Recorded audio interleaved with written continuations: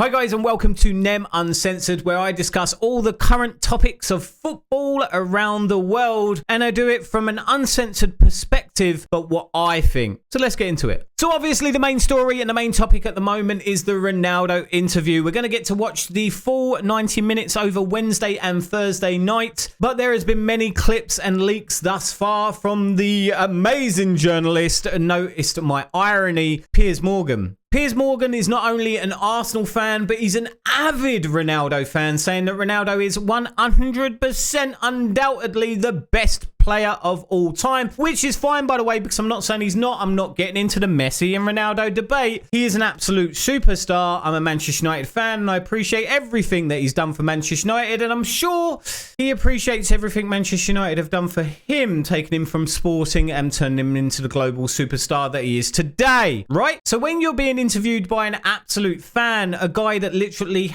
hangs off every word you say, you can already see in the clips, and I guarantee in the full interview, that he doesn't really question Ronaldo the objective way that a real journalist should. This is part one of what's wrong with the Ronaldo interview. The fact that he's picked somebody that he knows is already on his side, he's not going to question any of the validity of what Ronaldo is saying. So if he does say anything that is obscure or needs evidence, I don't think he's going to push or dive deeper. He's just going to nod and agree and be in a sympathetic ear. Now, don't get me wrong, there's a lot of tragedy that has hit Ronaldo in recent years with the passing of his child and the sickness of his other child. Luckily, I believe to be completely okay now, and he suffered a lot of other loss in his life. What that has to do with what he does on and off a football pitch in the footballing world is really little relevance, especially when you do the math, and him storming off at the Tottenham game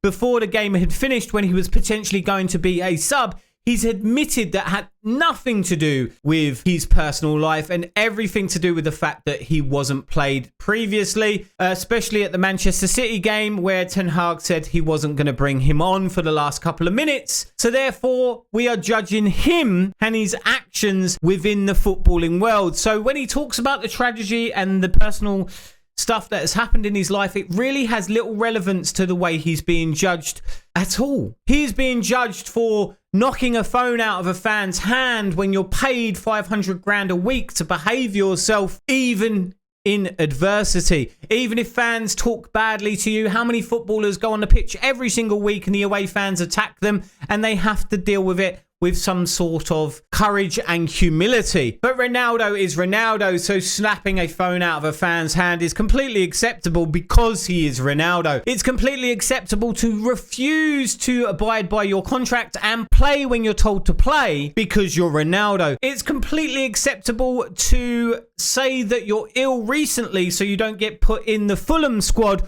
when you're secretly planning to release a kiss and tell interview with somebody who's not really objective and completely biased towards you already, and say things like, Ten Hag doesn't respect me at all, even though 2 games ago he gave you the captaincy and gave you time off as and when you've needed it thus far. This is all public knowledge that we're all fully aware of. I'm not making this up, but the Ronaldo fans will ignore all this information and still not hold him accountable. Look, he's going to say a ton of things in the interview that's completely true. We all know, I'm even a Manchester United fan myself, that the Glazers are literally bleeding the club dry.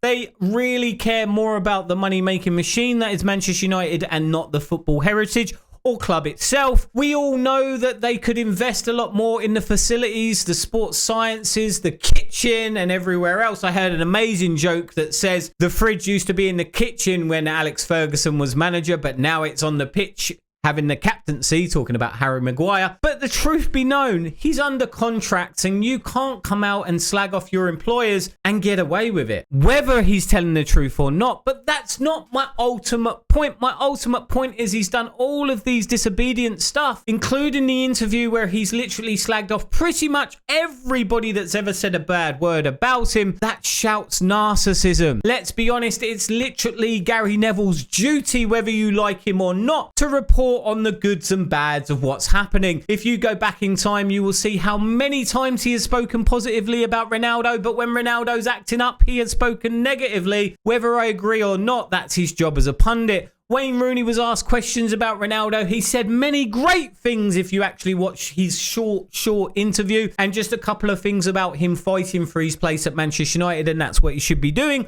which is true. And he attacked Rooney. He's gone and attacked Ten Hag, who's made him captain recently and gave him lots of time off, and trying to figure out how to build the best team for the future of Manchester United. It's his duty as a manager to make the best decisions. We all know that Ronaldo this season, when he has played, the stats don't lie. We've run less, he's closed down less, he's been able to achieve less, and that doesn't take away from the fact that he's an absolute GOAT. That just means he's getting older like the rest of us, because guess what? The guy's human. The problem with the interview overall is he's trying to make sure the Ronaldo fans, not Manchester United fans, follow him onto his next journey, wherever that may be, and that he doesn't disrupt the status quo when it comes to losing any followers. The truth of the matter is Ronaldo is out for himself, does not care about the achievements or the progression of Manchester United whatsoever. He just wants to make sure that he is not tainted in his move. He's looking to move elsewhere. He does want a top club, but will any top clubs touch him after this interview? I very much doubt it. He was offered an abundance of money from the Saudi League, but we know that he wants to play top form football. So people that say that he's not in it for the money, he's not, but he is in it for the stats. And that doesn't mean that he cares that Manchester United is the badge that he wants to play for. Everything he says in that interview is to say, leave me alone. I'm the best. You can't criticize me. Well, I'm afraid when you're in the public eye, that's exactly what everyone can do. And when you do something wrong, you give them the opportunity to do just that. Ronaldo, for me, will always be a GOAT on the pitch. But being one of the best, if not the best footballer in the world, does not give you the right to do what you want, think what you want, and act how you want. We all know that if any of us acted like that whilst we was under employment, under a contract at any normal job, they wouldn't put up with it and would be out on our ear. It looks like Manchester United are going to end up following the same suit, but that is kind of what Ronaldo wants. The truth is, all of you Ronaldo sympathisers, I sympathise with you. He has gone through a lot of loss and tragedy, as I've said in the past, and I really do empathise with his situation. Let's not mix up the two. One thing is one thing and the other is other. We're talking about his football accolades, which have been absolutely immense, and the way he's behaved in the footballing world recently, which has been absolutely terrible. Judge him for how he acts, not what he's been through. We've all been through absolute hell. We're human beings. It happens to the best of us, but we are judged on our actions. Although he's breaking his contract by doing this kiss and tell anyway, he could have at least picked a journalist that would challenge him on anything he says. We've noticed already by the small clips that we've watched thus far, and I guarantee in the main interview, he's not going to be challenged. He's just going to have Piers Morgan literally hanging on every word and just kissing his ass. And nobody wants to see that.